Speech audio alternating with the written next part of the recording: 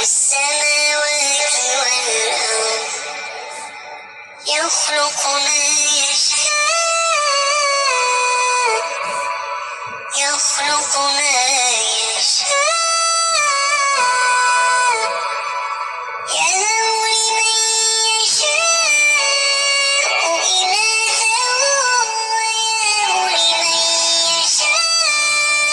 الذكور أو يزوجهم ذكرانا وإناثا ويجعل من يشاء عقيما إنه عليم قدير وما كان لبشر أن يكلمه الله إلا وحيا